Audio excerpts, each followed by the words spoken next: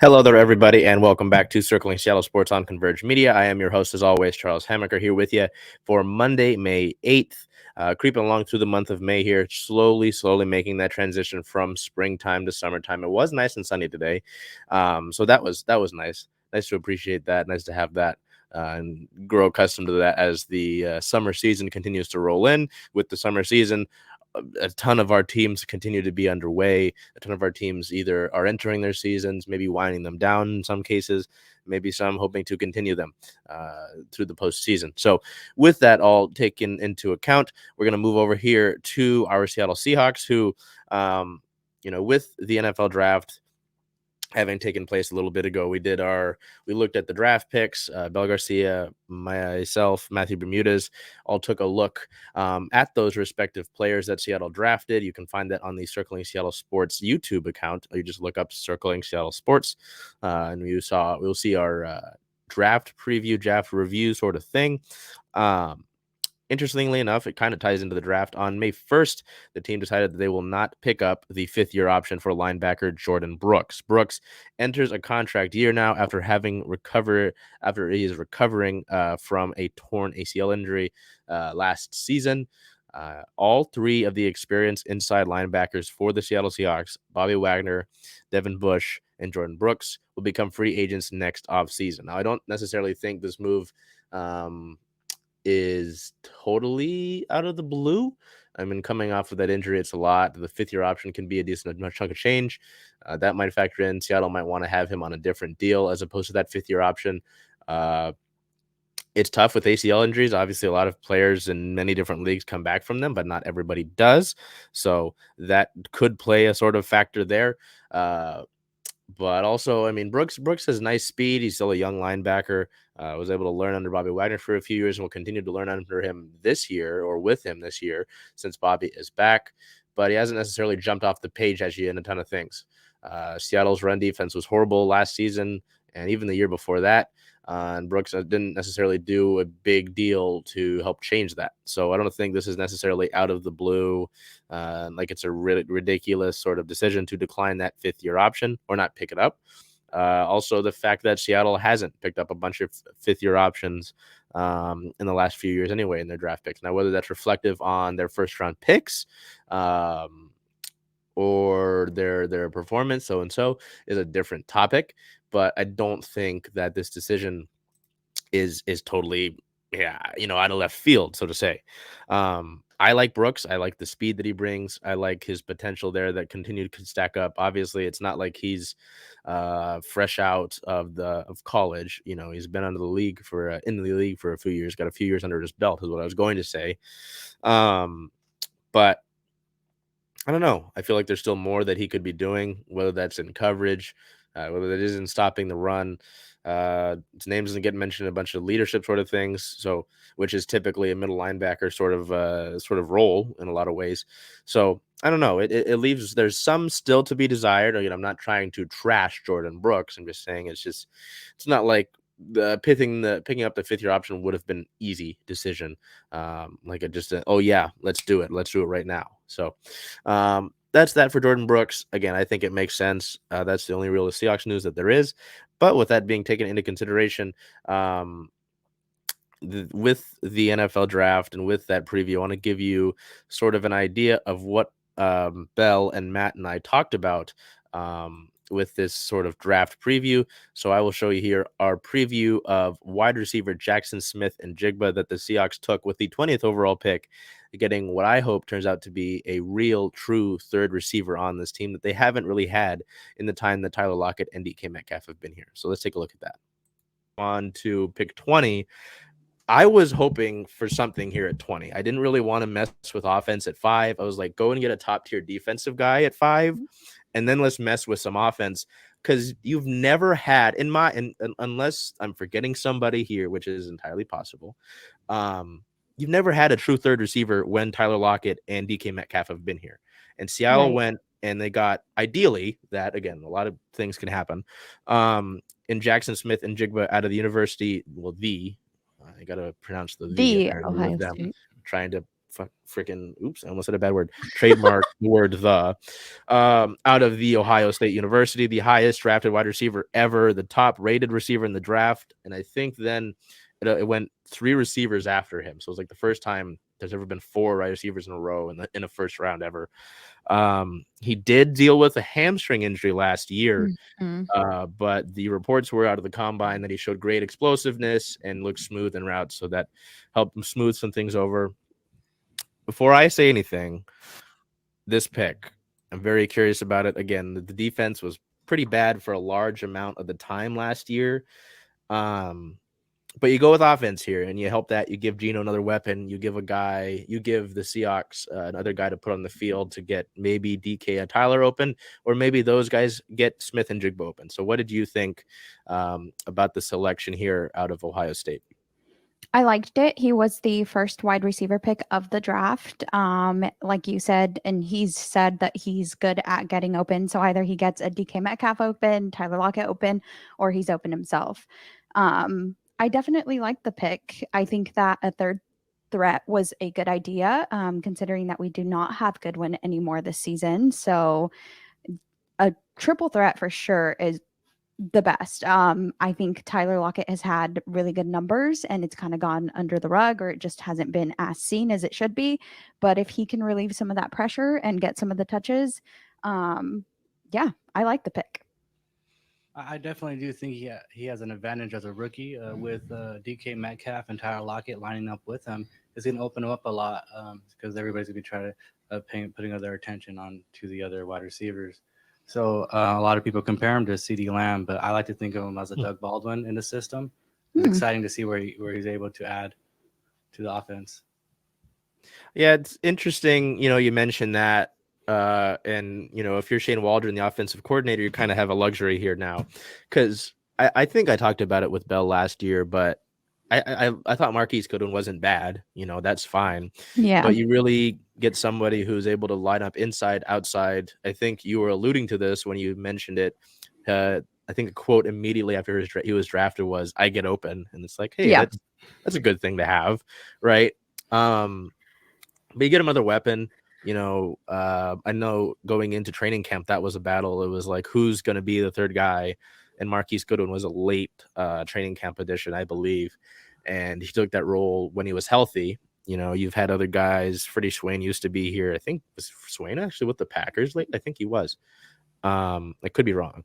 I'll look that up in the background. But, I know they drafted a few guys last year. Derek Young was there. There's just a bunch of guys that didn't pan out. Right. And they go and spend a first round pick on a wideout here. So, I mean, he was with Denver. That's who he was with. Never mind. He's with Miami now. Ignore Freddie Swain. But yeah, you haven't had a third guy in a while, to me, it feels like. And obviously it's great to have those two, but then you put him in the slot, or you move Tyler into the slot. Imagine moving DK Metcalf into the slot. Right. You can kind of mess around with things now. And it's like, even with Seattle right now, right? We just talked about Devon Witherspoon. We got Witherspoon and Woolen. Who are you matching up with if someone has a third guy? Not many teams have a third corner like that. If you're going to go man, if you're going to go defense, the guy, as he says, gets open. So,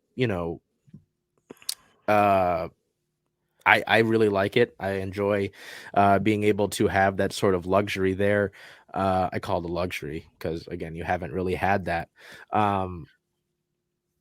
to enjoy that third weapon. And then however Seattle chooses to get tight ends involved, whether that is Disley or Noah Fant, maybe Kobe Parkinson, you know what I mean? But definitely some options there, and excited for that going forward, just because, again, it's exciting to me because we really haven't had 3 solid guys in this era of Seahawks football with Pete Carroll. it's mainly been the focus on running the football, and they'll have two guys. Matt mentioned Doug Baldwin. You had Doug Baldwin and Jermaine Kearse. That's two guys though, and then it was kind of like, I mean, Sidney Rice was here and there with that team, but he dealt with concussion issues, so it's like, I mean, Golden Tate as well, but then there was that whole thing with Golden Tate where there was controversy, so all in all, it's just going to be a lot of fun. Not the biggest guy out of Ohio State, pardon me, and not necessarily the fastest, but really solid production when healthy. And just, it was funny because I believe Chris Olave used to be there with Ohio State. There's another wide receiver Paris Campbell, I think, might have been there at the time, and he was the best. Jackson Smith-Njigba was the best option there at Ohio State. So I think I wanted to go into that because I think it's a ton of fun to have another talented receiver that can pair off of the size and speed of Metcalf, the craftiness of Tyler Lockett, and give Geno Smith another weapon after the year that he had. So I'm sorry. Definitely. That just got me really excited when I saw that pick, and I was like, hey, you've got someone else to throw the football to. So I don't know if you've got anything else on Smith-Njigba, but I think that'll be a lot of fun. Yeah, you mentioned putting him in the slot and not being sure exactly where he was going to be, but Seattle did have last season they were 8th fewest in the NFL for receiving yards in the slot, and in 2021, and Njigba on his own had 1,400 receiving yards in the slot. So that's somewhere that he can possibly bring us some yardage. Yeah. Definitely. I'm very excited to see the matchup that they're going to have between the wide receiver and cornerback in practice. Oh, yeah, that's going to be good. Yeah, so you mentioned that, and I think going back to that first pick, Witherspoon he had more interceptions than he allowed yards. So, yeah, that's going to be a fun matchup. Yeah, competition begins in practice, right? So, yeah, that's a good call. It'll be fun to see those guys push each other, especially getting two of those position groups in the first round. We'll now head over to T-Mobile Park and look at our Mariners here, who it was maybe the ugliest sweep I've ever seen the Mariners get in their final 3 games of that 9-game road trip. And then they came home to play a Astros series that, many were worried about. They viewed the City Connects, which we'll get to. But they were good fortunes. So let's move forward. On May 2nd, the series against the Athletics began. It was a 2-1 win. Our player of the game, starting pitcher Bryce Miller. Miller made his MLB debut in the game, was called up to make the start. He had 6 innings pitched, 2 hits given up, 1 run allowed. It was earned, no walks, and 10 strikeouts on the day. It's the most strikeouts in MLB debut in Mariners franchise history. He did carry a perfect game into the 6th inning. Just a stellar debut from Bryce Miller to come up, get called up from Double-A. We'll get into the roster moves here in a little bit when we get to the team-related news, of course. And just deliver that sort of performance, never faced Triple-A hitting, and at least in the regular season, that is. And to fill in this role after Seattle's kind of been patchworking it since Robbie Ray went down with an injury, tried to get the same sort of production out of Chris Flexen, wasn't able to do so. And now it's looking like Miller might be the answer to sort of fill that role, fill that hole, and let him ride with that. But we'll have another Bryce Miller to start to look at, so we'll look at that in a minute. On May 3rd at the Athletics, a 7-2 win. Our player of the game, third baseman Eugenio Suarez. Gino, 1 hit, 1 run, 3 RBIs, and 2 walks. Seattle had to come back in this one, just like in the game before this with Miller. Seattle, very little run support. They didn't get anything until late into the game. AJ Pollock in both games had late game homers to really jumpstart the Mariners offense. I say jumpstart in that 2-1 game, but that one, not so much a jumpstart per se. And this Athletics one, definitely, because he would help get the Mariners to tie this game. They would send it into extra innings, and then Gino's home run really kind of opened the floodgates for the Mariners. They were able to, his homer made it 5-2, and then they were able to tack on 2 more to get the series clinching win in that game. On May 4th at the Athletics, in the This was the Thursday game, yes, because they had Monday off. So the series started on Tuesday. In the Thursday game on May 3rd, May 4th, pardon me, they would win 5-3. They did come back in this game because they did go down first. Play the game left fielder Taylor Trammell. Trammell, 1 hit, 1 run, 3 RBIs. Trammell hits another homer. So his 2 hits since coming back from AAA and from his rehab assignment, both of them were homers. So he's been able to hold the trident twice. He hasn't hit in major leagues this year without hoisting the trident after that hit. So that's kind of fun. But, having to come back from being down against the Athletics, in all 3 of those games, with the state that this team is in, not only as a franchise, but as the current team itself in terms of personnel, is a little frustrating, to go down, to not give your starting pitchers run support. It's certainly frustrating. And was glad to see that they were able to get that big burst in game 2 and get a little bit more than game 1 when they had that sweep game in game 3. That would all set up.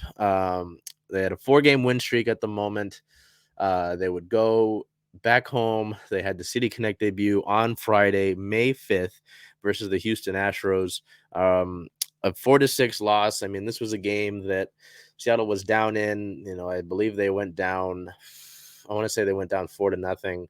They went down 4-0. Luis Castillo, there was a 3-run chunk. Yordan Alvarez hit a 3-run homer with 2 outs. Wasn't able to get out of the inning. Then gave up a run the next inning. But at the same time that this is happening, Seattle is not giving him any run support. So, there's been, we'll get to that in the main discussion. But we'll show you here our photo of the game by Matthew Bermudez.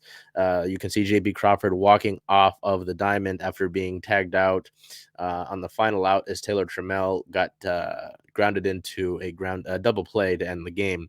Our player of the game, second baseman Colton Wong. Wong had 1 hit with 3 RBIs. He had a bases loaded clearing double to really bring the Mariners back into this game. Eugenio Suarez hit an RBI single to score Ty France, tied this game up. Unfortunately, Seattle was not able to do anything. Was this going to national games? I believe it did. Wasn't able to do anything, and Seattle's 4-game win streak would be snapped. They would lose game 1. They would lose their City Connect debuts.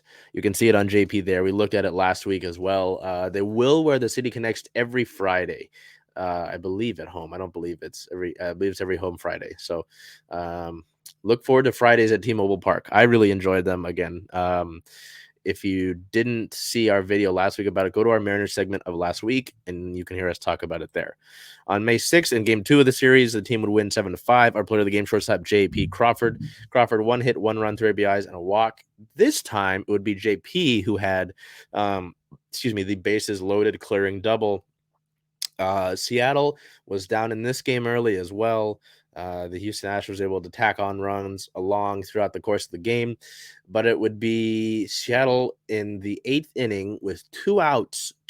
All of these runs were scored with 2 outs. They would tack on 7 runs. Paul Sewald would come in the game to try and shut the door. He would give up a 2-run homer. I believe it was Kyle Tucker.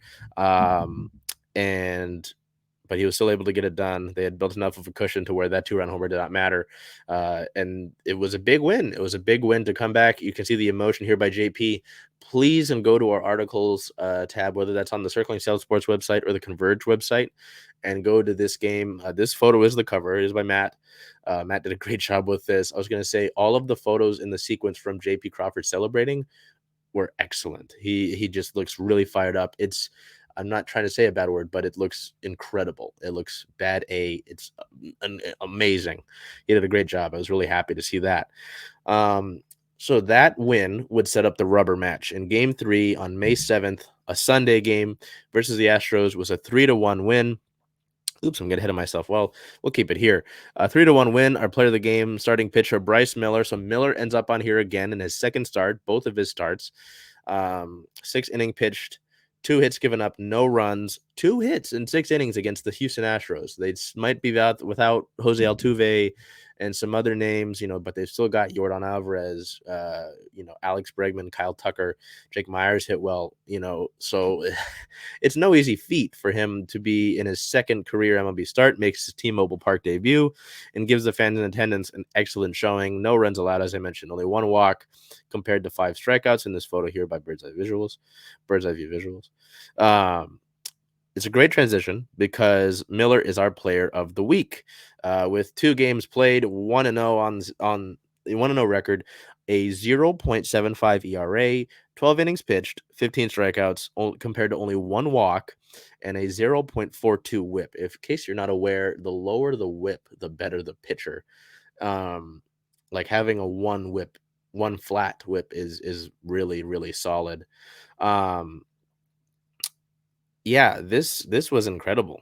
I mean, to see the sort of contribution that Miller was making, to have no Robbie Ray, to have him go down with that arm injury. I was really hoping that Chris Flexen was going to be able to come in and have some semblance of his performance from the 2021 season when he was a consistent starter with this Mariners team. He just didn't do that. In 3 games he pitched, I believe he gave up at least 4 runs in each of them, 8 in one of them, and just wasn't able to be starter material. They had Easton McGee start a game in Toronto, we mentioned last week, and he pitched well, but I think whether it was the brass or Service and DePoto, they said, hey, he's ready to go. We're going to give him a shot. And at least through 2 games, albeit one of them against the Oakland Athletics, Bryce Miller has looked good. He's looked efficient. He pitched well. He pitched well. And I'm excited for him to continue to do this. Hopefully it'll be interesting to see how the team might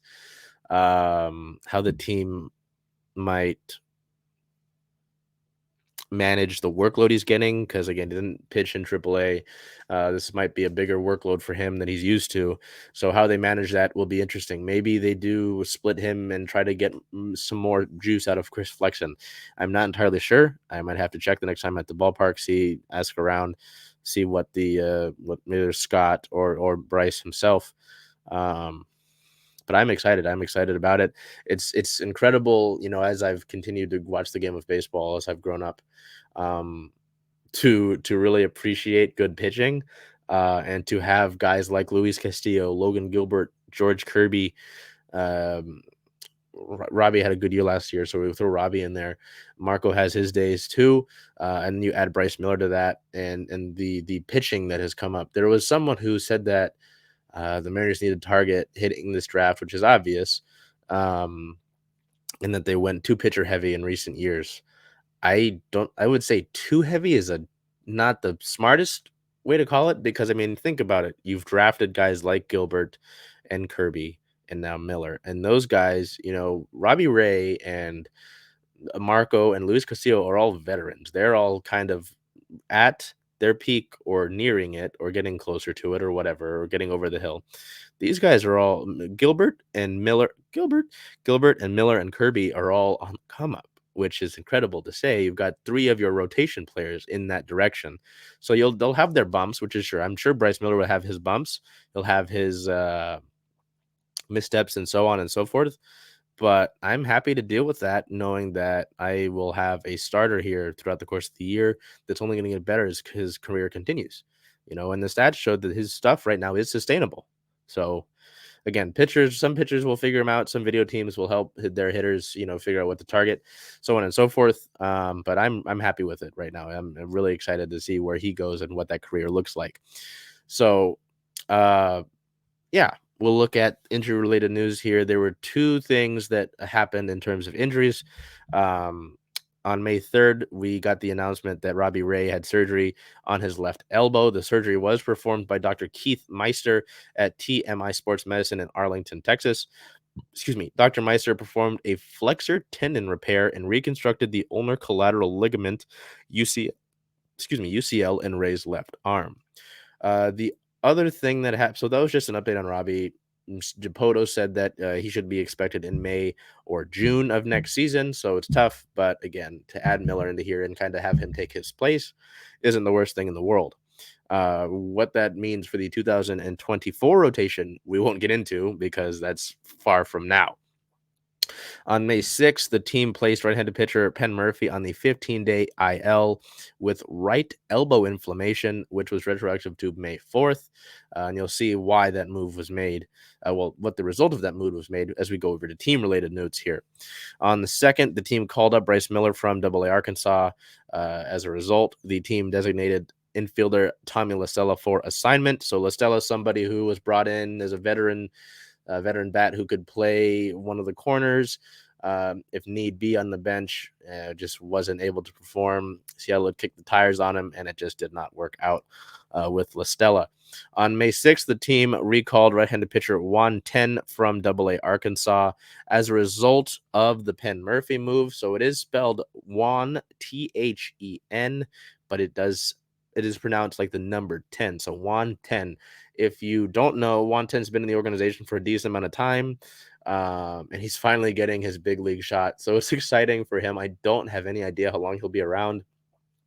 He may just be around until Murphy returns, but I'm hoping he's able to show a little bit out, because if you followed the Mariners farm system, if you know who Juan Ten is, you know he's been around for a little bit, and just hasn't been able to get up yet, and now he is. So excited for that. The only thing that I have in relation to team-related notes is that the Dodgers and Padres will play in Korea in 2024. Los Angeles, and San Diego will open up the 2024 season with the first ever MLB games played in South Korea. So that'll be interesting. I know that I believe it was the Mexico series, MLB. I believe it was the Giants and the Giants and the Padres. So the Padres continue to stay involved in things, no doubt about that. They're a star-studded lineup. I know former Mariner Mitch Haniger had a homer in one of those games, so salute to Mitch, and all hope swells for him and continued health. But it's interesting, you look at the World Baseball Classic, and obviously MLB wanting to grow the game, and I hope they're able to do that, because it's a great game. Seeing the way that so many different countries represented their team in the World Baseball Classic was great, and you hope for more of that, obviously, if you're Major League Baseball. So the Mariners sit at a 17-17 record. They are fourth in the American League West at this point in time. Looking ahead, they will finish out their short 6-game homestand with a 3-game set against the Texas Rangers May 8th at versus the Rangers here, T-Mobile Park, and 9th are both 6:40 p.m. first pitches. And then May 10th versus the Rangers is a 12:40 p.m. first pitch, as the team has a getaway game on Wednesday. May 12th is when the team begins their road trip and first game of 3 against the Detroit Tigers. That is a 3:40 p.m. first pitch on May 12th. May 13th is a 10:10 a.m. first pitch, while May 14th at the Detroit Tigers to wrap up that series is a 10:40 a.m. first pitch. We move over here to our Seattle Storm. With this episode, we had a little difficulty, technical, earlier in the day. So if you watched or tried to watch the episode of Circling Seattle Sports on Converge, you'll notice that the audio was messed with. So we're doing this after the Storm game has taken place, because I wasn't going to do it at the Storm game. The team hosted the Phoenix Mercury for one of 2 preseason games that they will take part in before the regular season. This one is the one that was open to the public at Climate Pledge Arena. May 8th versus the Mercury, a 77-71 loss to the Mercury. Our player of the game, forward/center, I don't know, I guess we'll go with that, Dulcie Fancom-Mengiadu. Dulcie, who I was very high on in drafts, we'll leave it like that. Sorry, I'm planning ahead in the show. Had 10 points and 9 rebounds to go along with 1 steal and I believe it was 8 rebounds. Yeah, 8 rebounds and 9 plus minus. So Dulcie came out, had a nice game as a rookie. This was a game where a lot, the starting 5 was interesting. It went Yvonne Turner, Jewel Lloyd, Kia Nurse, Mercedes Russell, and Ezzy Magbagor. But Noelle Quinn did say that she wanted to play a lot of positionless basketball, which was very interesting to see. The Storm jumped out an 11-0 run before Deanna Taurasi. Of course, it was Deanna Taurasi. Hit a 3-pointer to end that run. Seattle played a good first half. They got good contributions from the rookies as well. No, not yet. Horston and Jade Melbourne, were able to help try to build up that lead at first. And then in the second half, the third quarter just killed Seattle. They couldn't get a stop. They were getting bad looks. On the offensive end of things, they only made 4 field goals, none of them from beyond the arc like they had. They attempted 25 threes. They hit most of them in the first half. And it was interesting because it was most of the Mercury non-starters who stayed in the rest of the second half. So it was tough. Again, it's preseason, and there are low expectations for this team already. But some of the individual performances are what really spoke to me. It was exciting to see Jade Melbourne out there to really go out there. She was very physical, as a rookie. She has played some pro ball over in Australia, but I thought she looked really good. And excited to see her run the point for Seattle this season. I thought Dulce looked great, great rebounding. Was most Seattle's offensive effort in the fourth quarter as they tried to attempt a comeback. And Jordyn Horston was fun to watch, made a great sequence to score on one end and then help make a great athletic defensive play on the other. Saw a little bit of that athletic defense in that game. So it's exciting to watch that all take place. There were a few other contributions. I liked seeing Arella Garantes out there. Jessamine Walker had a nice second quarter. But so it was nice to see that. We didn't see Ivana Dojkic at all. She didn't play in that. Jewel Lloyd was on a minutes restriction.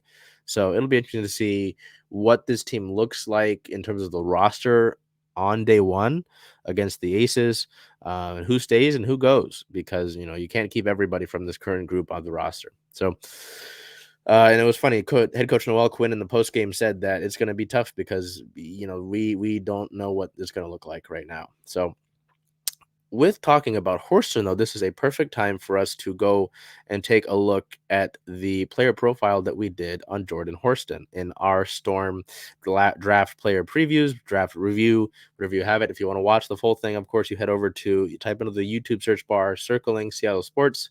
It's on our YouTube account. But let's look at Jordyn Horston. We'll start with Jordyn Horston, and I want you guys to talk about Jordyn Horston because you guys actually saw Jordyn Horston at the Seattle Regional here at Climate Pledge Arena. I believe they took on the Hokies, Virginia Tech. Yeah.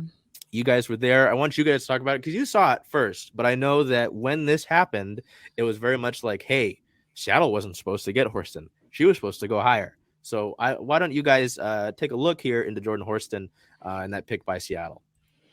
So I was excited by the pick. Again, we got to see Horston here in Seattle for the Seattle Regional. In what started kind of slow, I'm going to be honest. I was also kind of surprised when during the draft when they announced Jordyn Horston was a guard, because in the position that she was playing during that Seattle Regional game, she looked so much more like a forward to me. So once I learned she was a guard, I was kind of taken back. But she did great in the second half, really kind of put the team on her back and was able to get into a rhythm. I'm looking forward to seeing her more in that guard role, because I just think that taking her out of that for that Seattle Regional game might have messed up her rhythm. And that's maybe why it took her a half to kind of warm up. I don't know. What did you see? Do you agree or disagree? I really do believe she's a versatile guard. Sure. Seeing her play against the Virginia Tech, she was able to against the Hokies. Yeah. She was able to get a good amount of assists, but she also rebounds the ball. She does. So she's really a two-way guard. She can play the defense and she can play the offense. It's exciting to see her paired up. I don't remember the team member that was also a high-scoring team member. It's good to see her paired up with another elite athlete on her team, because she really does shine. And you're referring to Jewel Lloyd, or it's exciting to see her come and play with Jewel Lloyd, but I don't remember the name of the lady from Tennessee. Yeah, they were supposed to be a dynamic duo. Mm-hmm. Yeah, I can't remember her name either, unfortunately. But yes, I love the pick. Of course we needed to address that guard position with, like you mentioned, Sue Bird retiring, and then Brianne January also retiring. So a lot of holes to fill, but like you mentioned, having a versatile player that can feed off of Jewel Lloyd's energy and dish to Jewel Lloyd to also give her good touches. I like it. I like the pick for sure. And seeing that Mercedes Russell, or Mercedes Russell, yeah, she's from Tennessee as well. So that alumni, she's going to be able to kind of help her out when she gets into the league. So was it Rakia Jackson or Jordan Walker? Are either of those names poking out? Jackson, I believe. Yes. Okay, yeah. Because looking at that game, that Seattle Regional, Rakia Jackson had 15, Jordan Walker had 12, but Jackson shot a good amount of more. Had more of a overall game as well. Yeah, no. You talk about combo. I mean, one of the things, and maybe you can play off of this, that I read with Horston was that she's very athletic. I mean, it's hard to look at any player and compare them to like how long Brianna Stewart was. That's a lot of length. But Horston, a good facilitator is what I was told with this pick. And that's, I think you both mentioned it there. Playing with Jewel, so you've got Jewel Lloyd to play off of. You're not making Jewel Lloyd play point guard. Ideally, necessarily, because I know she can, but it's like you're looking for a true point guard, or even still, maybe you have someone else there at point guard, and Horston's able to facilitate from maybe the 3 spot. I think that versatility is so big, and it was exciting to hear, like Matt said, a true 2-way guard, and somebody I think goes. I want to ask about your realistic starting 5 at game 1, night 1 of this year.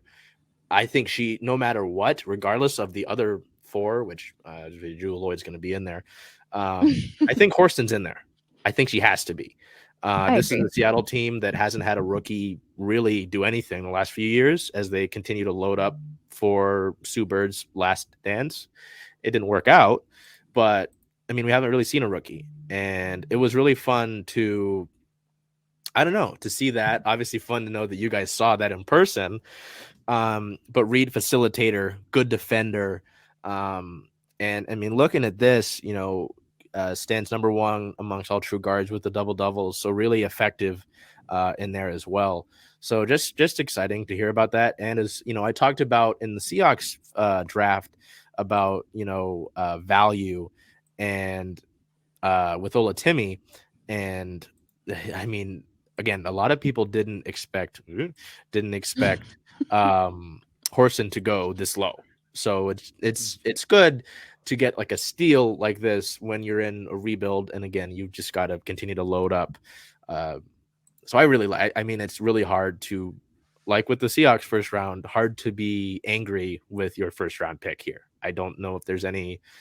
I mean, I think it'll be fun to watch at minimum. Again, I don't know who steps in the point guard spot, anything else, but seeing Lloyd and Horston potentially guarding the perimeter, that'll be fun because Jewel Lloyd can play some damn good defense as we've seen before in the last few years. So I think that's going to be a lot of fun. Obviously, in basketball as a whole, like with the NFL and pass games, the perimeter is such a big deal. And you're going to need to protect the perimeter. I don't care if you're going to have Jewel Lloyd drop 40. If you can't if you can't guard somebody across the way who's going to do the same, it's not going to matter. Anything else on Horston?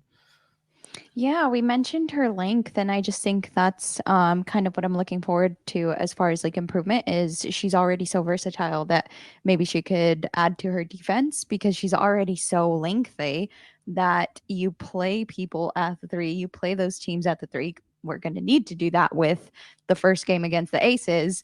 And she can really just add to that versatility. So it's exciting to see where she can grow.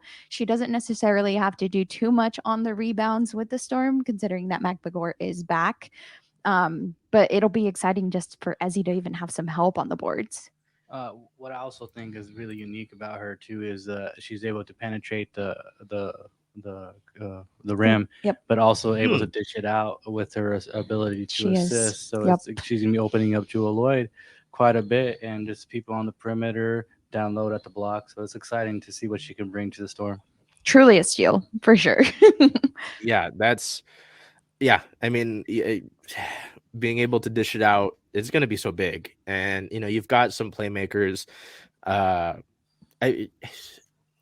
It's just so fun to have that because obviously with Sue Bird, even in her last years, she was still able to pass the ball. That wasn't a question, Right.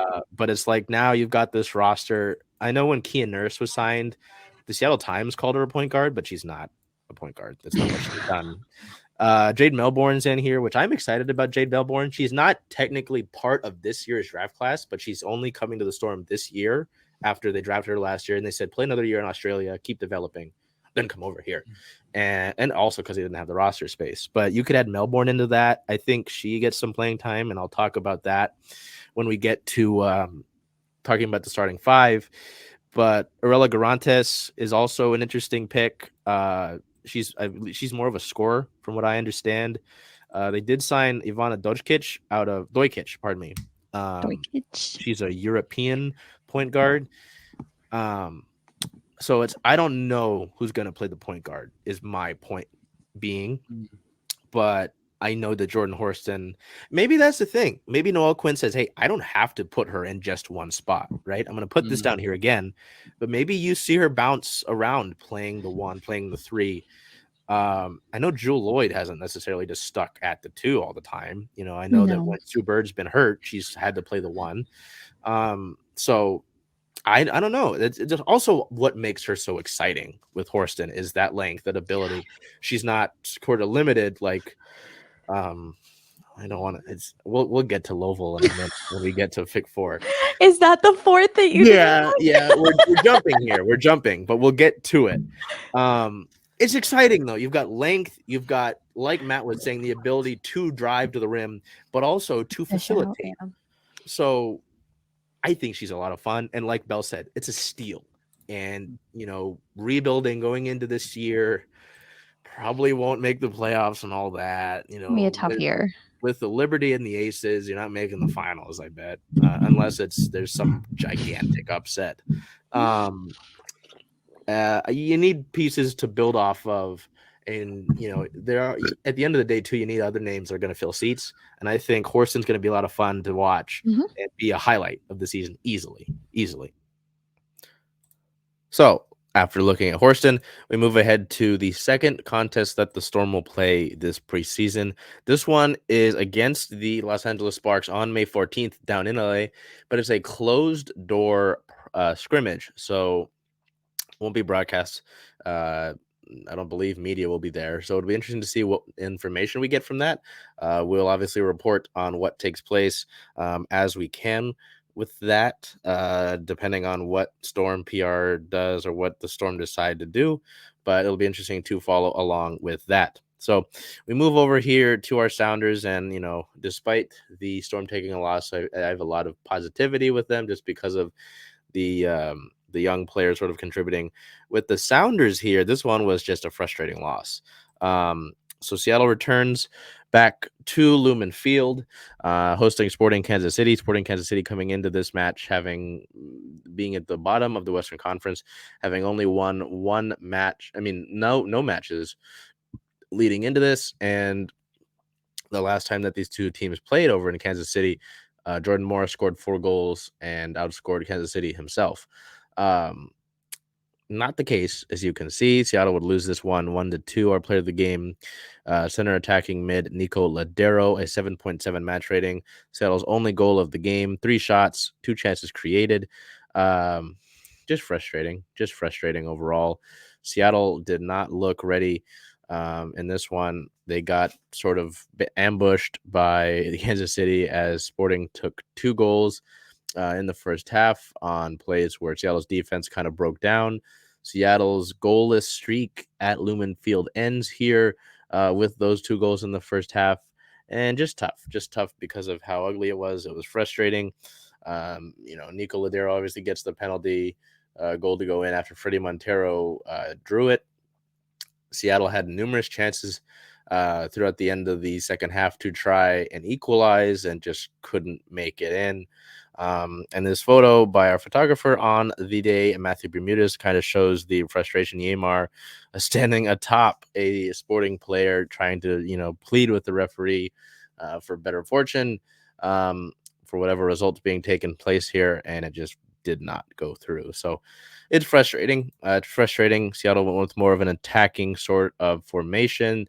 They had the same sort of left wing Leo Chu, up top Jordan Morris combination from that stretch of time where Chu and Morris were going off, and it didn't work out. Morris had a few solid opportunities, but just couldn't get them to go. I believe Leo Chu was subbed off in this one with what looked like an injury. I haven't seen any injury-related updates on him. So, yeah, it'll be interesting how this team bounces back from this. Because of the 3 losses this year, 2 of them have just been ugly ones to teams that they shouldn't have lost to, let alone really split points with. But that first one against FC Cincinnati is one of the best teams in all of MLS right now. So that one I take a little stock in, especially because it was a 1-0 game, and Seattle arguably could have had an equalizer had it not been for a foul in the buildup. So very tough.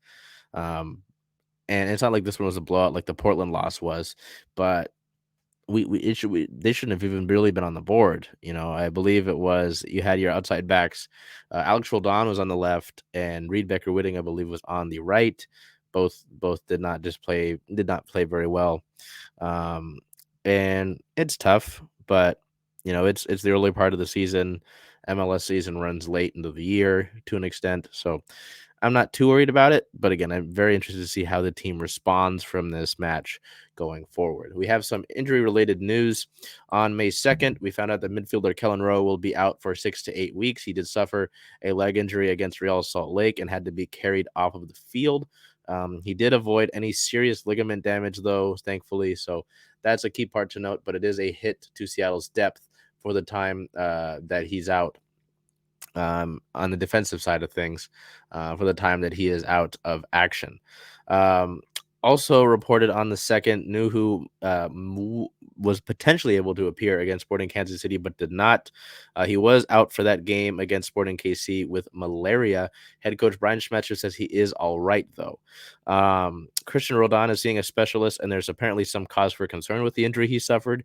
There was an update recently that there's no change on his status as of now, but they're fully waiting essentially for the symptoms of the concussion that he suffered to go away. They're fully waiting for that, waiting for the lingering ones to go away, and then they're going to move forward with it. So that's why we haven't really heard anything from Roldan. And then out against Sporting Kansas City was forward Raul Ruiz-Diaz, in addition to Rowe and Roldan and Nuhu. So we look ahead. Seattle has 2 matches going forward. One of them is a U.S. Open Cup match. So Seattle won their first match in the round of 32. Over San Diego. Well, it said round 3. I could be wrong. They won their first U.S. Open Cup match that they played. I apologize. Against the San Diego Loyal down at Starfire Stadium. Now they will head down to California on May 10th to take on the LA Galaxy with a 7:30 p.m. start. Not sure where this one will be streamed yet. I know that one against the San Diego Loyal was streamed by Bleacher Report Football, and I was able to tweet that out. So please make sure that you're following us not only on Instagram, but on Twitter and the Facebooks as well, so that when we find out where this match is being streamed and where it's being put on, since it's a U.S. Open Cup match, that we can get that information to you and you can find that out, as opposed to just kind of being left in the dark about it or waiting for our final score post about it. So that is that. The first of 2 that they're playing this week. They play that one on May 10th. Then they will head down to Houston in the Lone Star State to battle the Houston Dynamo on May 13th with a kickoff of 5:30 p.m. Pacific. Yes, as I mentioned, Seattle looking to bounce back in a positive way. Maybe that's in one of these or both of these. Following this loss to Sporting Kansas City. And it'll be interesting, at least going back to the U.S. Open Cup match, to see what sort of lineup goes out for Seattle, who's available for selection. As I know, Brian Schmetzer has said that this is obviously a cup that they want to win, and they want to win all the time. They want to stack hardware. But it'll be interesting to see what young guys make the roster. Paul Rothrock had a solid game against the San Diego Loyal. Cody Baker was solid. He signed a recently small year deal. So short-term deal, I apologize. So it'll be interesting to see that. Continuing with our Seattle teams battling Texas, it seems to be a trend lately. The Mariners played the Astros lately, and they're playing the Rangers this next few days. The Storm played Phoenix, doesn't count. The Sounders will play the Dynamo next week. Did I say? Oh, okay. And then the Kraken are playing the Stars currently. The Reign play Houston last week. So there seems to be a little Seattle, Texas thing going on here. We head over to our Kraken here, who began the second round of the Stanley Cup playoffs, going off against the Dallas Stars. So May 2nd at the Stars was a 5-4 win in overtime of Game 1. Our player of the game forward, Jordan Ebbs, 1 goal, 1 assist, 2 points, a 2+- and 3 shots on the day. This game was wild. Seattle took a 4-2 lead out of the first intermission. Yes, 4-2, 6 total goals between the two teams. And I say Seattle versus the Stars in this one, but game 1 was really the Kraken versus Joe Pavelski as the forward who was coming back to play the first minutes of action he had seen in these Stanley Cup playoffs since going out injured after the first 10 minutes of game 1 in round 1 on a hit from Matt Dumba. Pavelski was able to score all 4 goals for Dallas, tie it up late with a little bit of luck on that last one. But nonetheless, it sent it to overtime. Jordan Eberle. I apologize. I'm thinking of the wrong overtime winner. Yanni Gourde got the overtime winner down in Dallas to take a big game 1 and steal home ice advantage. In game 2, not so much of that. After playing a game 7 in Colorado and then coming up 2 days later, coming down 2 days later to Dallas to play the Stars. Seattle finally looked sort of gassed. They didn't have that sort of relentless forecheck. They weren't as physical. And Dallas was just kind of pelting Philip Grubauer with shot after shot after shot. And then Carson Soucy made a bad penalty and gave the team power plays in an instance where they certainly did not need power plays. So that one was tough. Our player of the game forward, Ty Cartier, 1 goal, 1 point, a 1+-, 1 shot, 5 hits, and 1 block. Cartier's goal in the second period would cut things in half to make it a 2-1 game. Unfortunately, Dallas would pull away. Jordan Eberle scored the second one in the third period as things were basically winding down, sending us back to Seattle with a 1-1 series. May 7th versus the Stars, game 3 of the series, and the first one back in Seattle would be a 7-2 victory against the Stars. Yes, 7-2. We haven't seen that sort of goal output from the Kraken since their impressive and historic road trip that saw them sweep the road trip. And then back in November when things were going crazy against the Sharks and the Stars. Our player of the game, we have 2 players of the game here. Forward Matty Beniers. Matty, 1 goal, 1 assist, 2 points, a 3+-, 3 shots, 1 hit, and 3 takeaways. Our second player of the game, defenseman Justin Schultz. Schultz, 1 goal, 1 assist, 2 points, a 3+-, 2 shots, and 2 blocks. We'll go over here to our photo of the game taken by Liv Lyons. Ellie Tolvanen here celebrates his goal right at the end of the second period, 37 ticks before the second intermission. Gets a nice embrace from Jamie Alexiak. As you can see here, Ryan Donato coming in to join that said embrace. So this was that was a wild game to see that all sort of take place. Nothing in the first period, kind of ironically. The Kraken had good energy, though. They had good offensive output, good forecheck. And they were easily the better team through the first 20 minutes. Just weren't able to get anything to go. They were a couple inches off here and there. And then in the second period, they really exploded for 5 goals to jump ahead. Dallas got one to make it 4-1 at one point. But then here, this Tolvanen goal that you see celebrated got Seattle back going again. The Stars pulled Jake Ottinger going in to the third period, but it wouldn't matter as Scott Wedgwood would give up 2 more goals to the Kraken before things were all said and done. It was interesting, though. I do want to note that head coach Dave Haxtell did say the score of this one doesn't matter. The result does, and now they have to get ready for game 4. So it's good to note, this was a really fun night. But now it's time to set your sights on game 4. So our player of the week for those first 3 games of this series against Dallas, I went with Jordan Eberle in this photo you see here taken by Liv also in that game 3, as Eberle scored the first goal of the game. Eberle 3 goals, 2 assists, and 5 points through the first 3 games of the series. Eberle has scored in every game of the series so far. And continues to deliver for the Kraken in these playoffs. So I thought it made sense. The goal in each of the games really opened the floodgates for the Kraken in game 3. Pardon me. He scored the first of those 7 goals. And him and Matty, I say Matty, but him and Cartier are both rookies. Eberle and Cartier, I feel like, have helped make that adjustment period into the NHL a little bit easier. Obviously Cartier coming in, rookie of the year down in the AHL, coming in here scoring in his first game, had a big second goal. I was thinking, oh man, he might help the team lead a comeback in game 2, unable to do so. Records his first, I believe it was his first ever NHL assist in game 3 here. So he's had a nice little start to his career, but I want to point out that his line, I'm sure, has helped out with that. And he got 2 pretty darn good line mates to do so with. So, yeah, I mean, this is a series that there's a little bit more worry, at least with the end of the season as well, is where the Kraken would end up with opponent wise, at least in the first round. And then so they get Dallas in the second. Dallas has the depth, obviously, but Seattle's forecheck and their depth as well. And Philip Grubauer has shown that, hey, even in game 3 with all of the goals, Grubauer's play and the defensive play on the back end are really also what contributed to this team being able to go out and lay waste to Jake Ottinger. So I think they can hang with them. I really do. There was talks about, okay, they took care of Colorado. They slayed that beast. They made their upset. They're done. No, this Kraken team can hang with anybody, and they've shown that throughout the course of the year. They went in and beat Boston, and they arguably should have beat Boston in the second game that they played them here at Climate Pledge Arena. They beat the Toronto Maple Leafs up in Toronto, which the way they're playing the Florida Panthers right now, it doesn't really matter with them.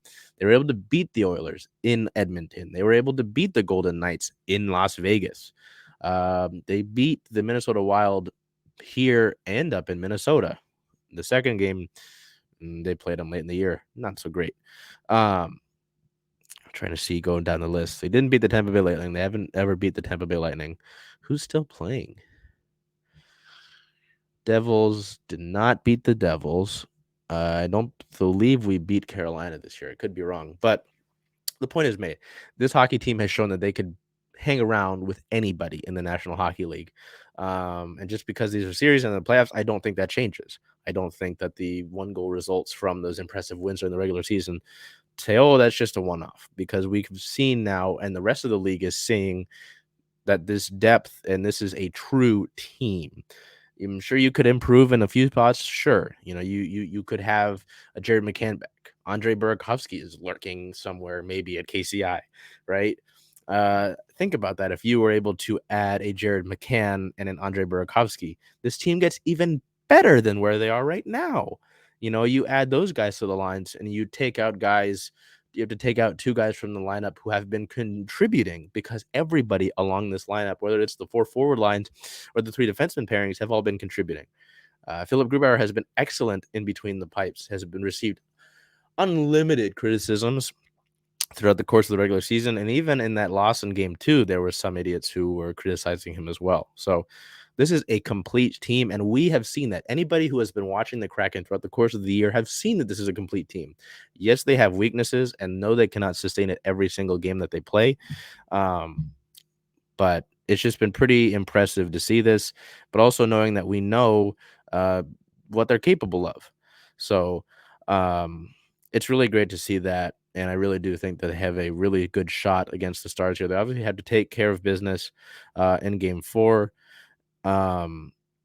Because I'm sure the Stars are going to want to answer, especially with how Jake Ottinger got chased out of that game. And I'm sure Dallas didn't really like getting blown out that badly, but it was, I do think this is all sustainable. So we move over here to, well, we'll stop off in injury related news. Firstly, there's been no updates really on Jared McCann from Coach Hackstall, or we're officially.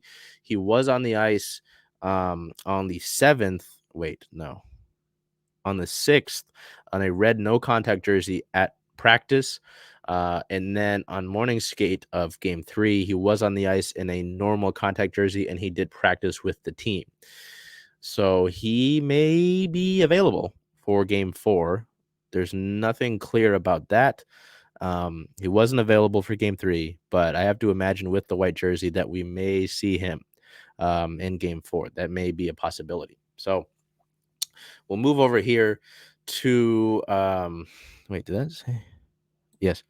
To May 1st against team May 1st, pardon me, with team-related news. Oh, it was here. We'll get it back here. 1 second. Excuse me, I apologize.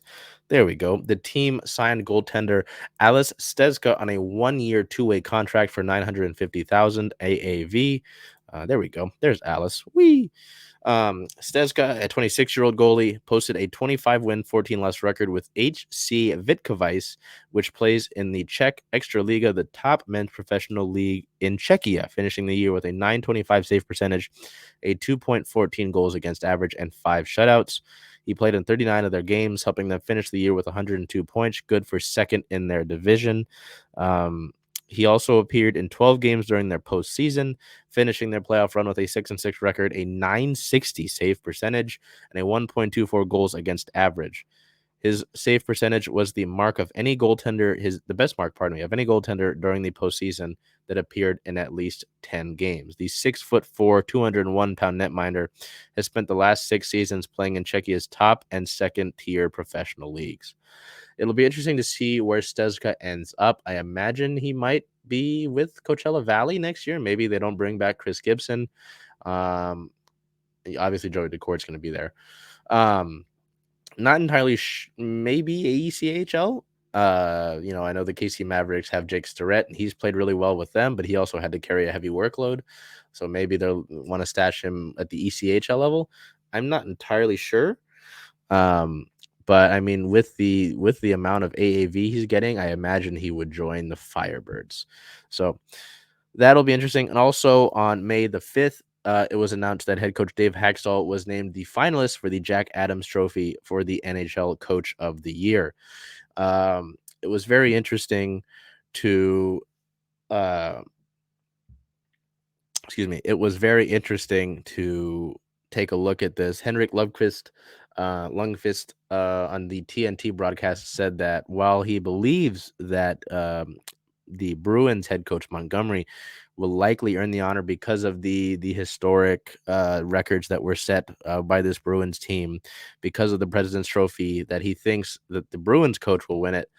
He thinks that Haxtell should win it because of the impact that he brings as a head coach, because of the way that he impacts this team. And I would agree with it. I was kind of interested to see Haxtell's name on this list, considering how things went last year. And because, of Seattle's market, we don't typically get a lot of exposure often. But I honestly think if you factor in the most a coach has played into the results and the success of a team, Haxtell's got to be up there with that. And I think it makes the most sense because, again, this is a team without technically a true superstar.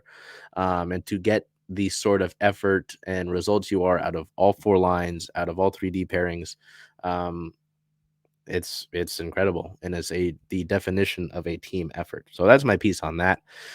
In other league-related news, on the weekend is eyeing an NHL team. The R&B star joins a bid for the Ottawa Senators, competing against bids that include Ryan Reynolds and Snoop Dogg. So that's interesting. I didn't really think I'd hear all 3 of those guys' names together for just about anything, let alone joining bids for the Ottawa Senators. So I'm interested to see how that plays out and who ultimately ends up being part of the ownership group for the Senators. So we look ahead here. The Kraken have a 2-1 series lead over the Stars in the second round Stanley Cup playoffs matchup. Their next games that are guaranteed to take place are Game 4 on May 9th versus the Stars here in Seattle with a 6:30 p.m. Pacific time puck drop. That will be on ESPN. And then Game 5 is May 11th at the Stars with a 6:30 p.m. puck drop. I know it says TBD determined on there, but we did get that. It's a 6:30 p.m. puck drop. That game is on TNT. If needed, Game 6 is on May 13th versus the Stars back here in Seattle. May 13th. That's to be determined. That will be on ESPN. And then Game 7, if necessary, is May 15th at the Dallas Stars, to be determined as well. I would prefer to not have to go to 7 games once again, friends. My heart cannot take it. It's a lot of stress. That's a lot of work. So Speaking of a lot of work and games in a certain period of time and such, Aurora Reign had to deal with another 7-day stretch with 3 games taking place in those 7 days. And they get some solid results. They get some solid results out of it. We'll head into it here on May 3rd versus Angel City FC in a Challenge Cup match. Pardon me.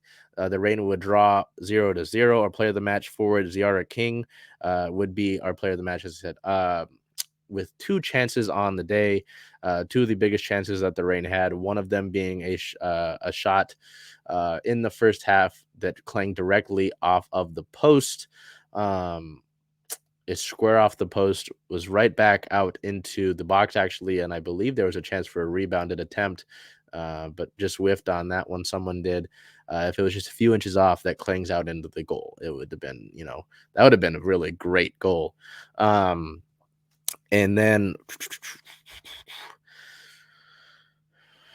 the second attempt that she had actually was a little bit wide. It didn't hit the post this time. It went a little bit wide, but that one also a few inches or so. It either goes in or it bounces out into a rebounded chance in the crowded box. So Z was our player of the match there. Nice, tough to come out with a draw. That was one where the Reign really probably should have taken the points out of that one, but I'm sure they'll settle for that. Again, long week, sort of non-first lineup, and able to split the points there.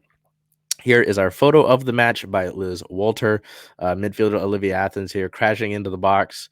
Had the ball stopped by Angel City keeper Brittany Eisenhower, who actually came in and stopped it with her legs, as you can kind of see.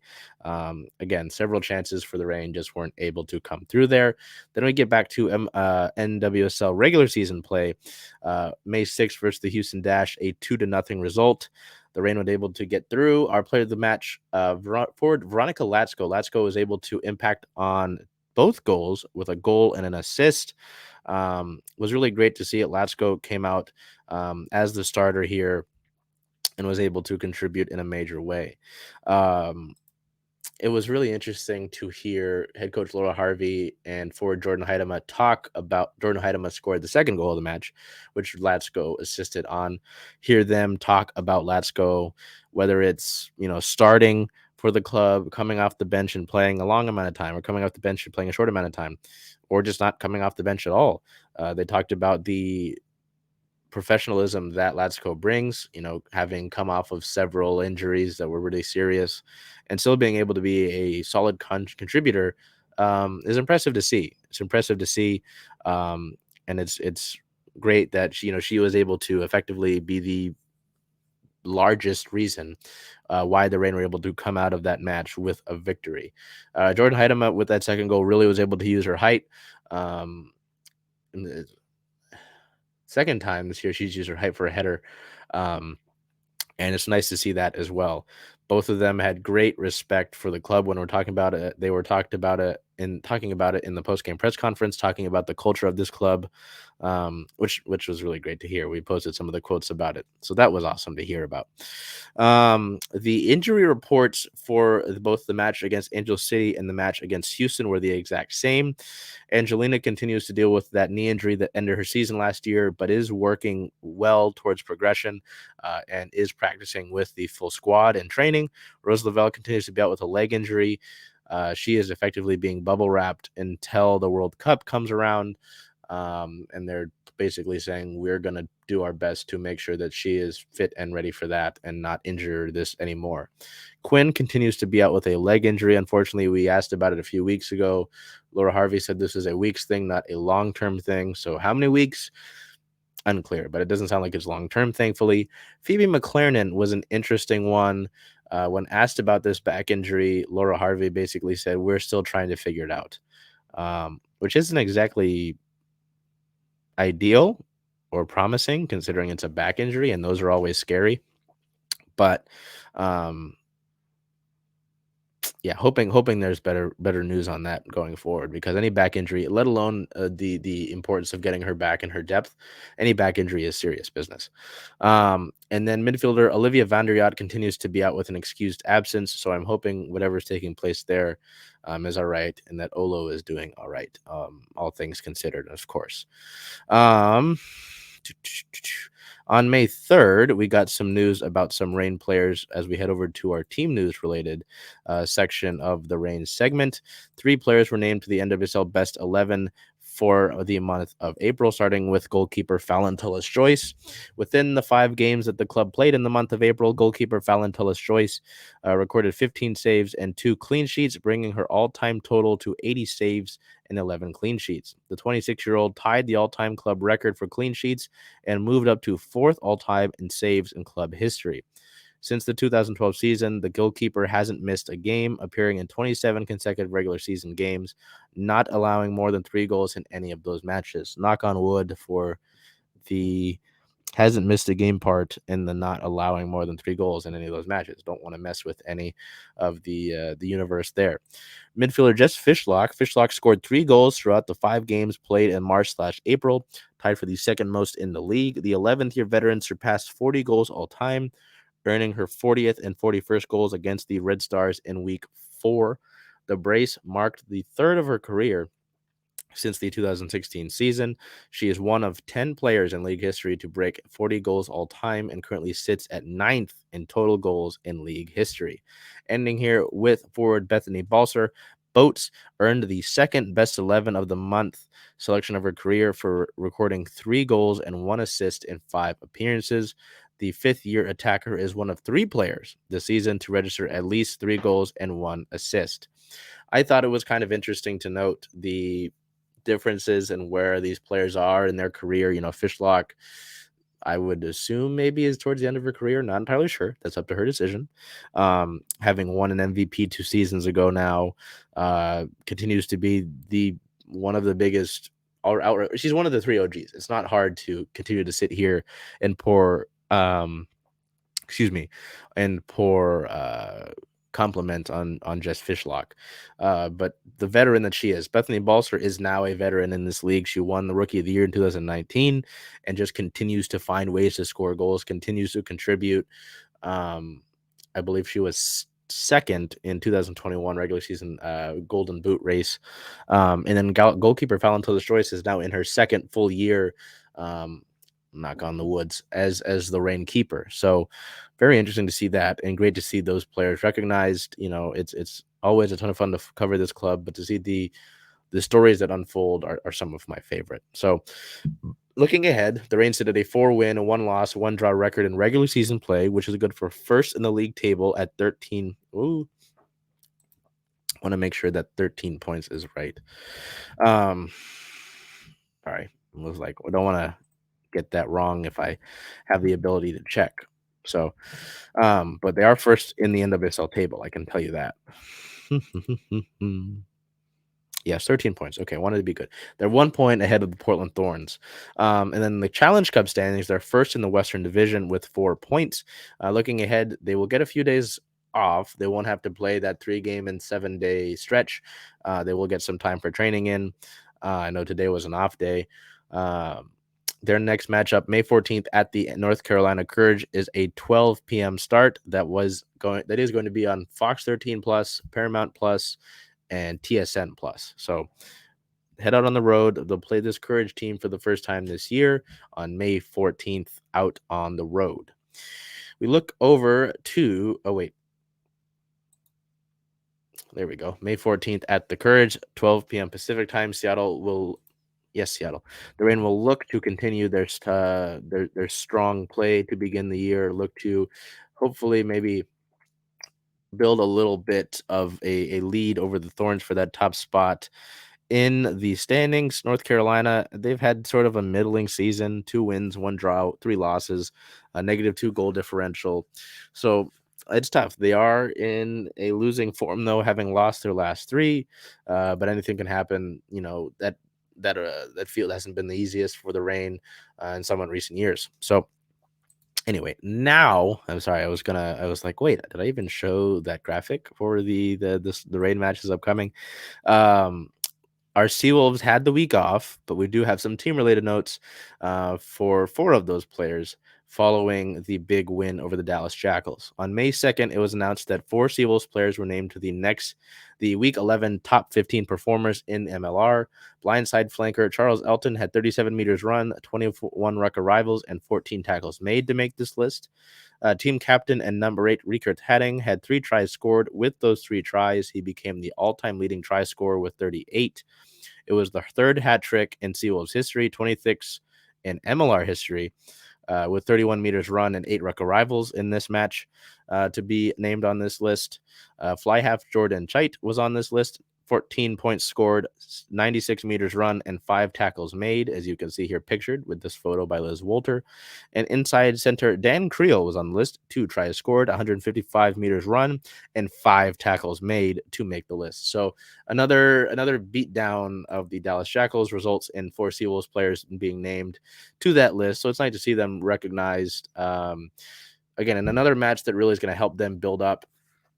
The one before this bye week, they had 2 of those build-up matches that we talked about last week, and even after the Toronto match, both of those teams at the time near the bottom of the league, only 1 win, bottom of their respective conferences, Toronto and Dallas. And after 2 consecutive losses to San Diego, who's been the best team in MLR this year, and Utah, who's one of the better teams in the Western Conference, Seattle needed a reset effectively. They were able to take out a little bit of that in the games against Toronto and against Dallas. They got a week off, and now they get the preparation was good, and now they get to go down to Houston to battle a SaberCats team that's in the fight as well for the Western Conference in the MLR. It's not going to be an easy task, but given the ability to kind of get some tune-ins in, get some nice victories, maybe get some confidence back up, and then get the week off to, rest a little bit up, but also prepare should be helpful. With Houston sitting right under you, it's going to be important as well, that you get a good result in this one. And I say good result, and that means points in the standings, because somehow San Diego's running away with things. So the Seawolves' next match is May 13th at the Houston SaberCats. So another team from Seattle is playing down in Texas. It's a 5 p.m. Pacific time start. The best way that I like to watch these matches, especially on the road if I can attend, is the website. It's therugbynetwork.com. All one word, obviously. All together, no specific capitalizations or anything. But it's one of the best ways that I am able to watch the rugby, either when they're on the road or if I'm not able to attend the home matches, unfortunately.